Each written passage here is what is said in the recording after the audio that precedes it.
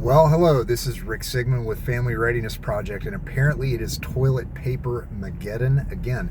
My wife is at a Costco where we live, and she says it's as bad as she's ever seen it, including the 2019-2020 era of the first Toiletpapermageddon, and yet here we are again, and people have lost their minds and are buying out all the toilet paper and the things.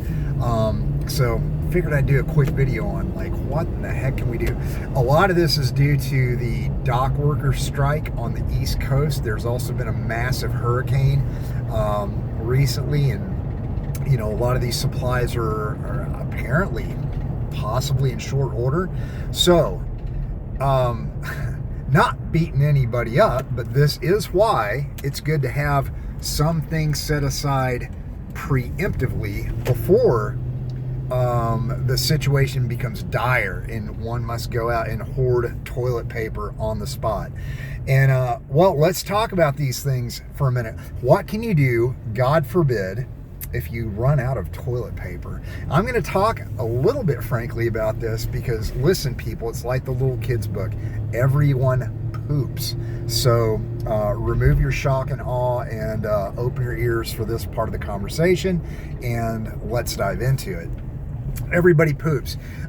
In short order, everybody should have, hopefully, bleach at home, and hopefully also a bucket, because one can use and cut up flannel sheets to take care of business.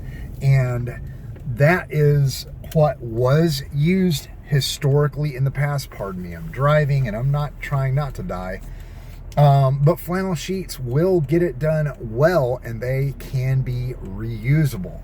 And so the thing is put a good pour of bleach into a bucket with about a gallon of water, and if you have to use your flannel sheets, put them in there to begin the cleaning process, and do what you got to do, then wash them normally and reuse. And this comes to the topic of just having some things set aside. Listen, I say at minimum families should have about 2 weeks of products in the home in food and water to make it, like I said, minimum for about 2 weeks. And do an inventory. Can you do that? Water, how much water? There's guides out there that say a gallon per person a day. I vehemently disagree with that.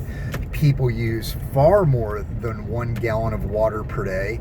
And so when you get into austere situations where your power has potentially gone out, or you're having to boil water because of contaminated water from things like hurricanes, 3 gallons per person a day is minimum. There's ways to purify water. There's ways to boil water.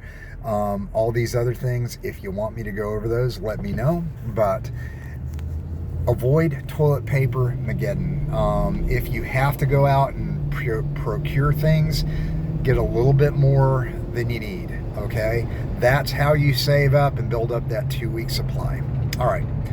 Like I said, Rick Sigmund, Family Readiness Project. We'll talk soon. Bye.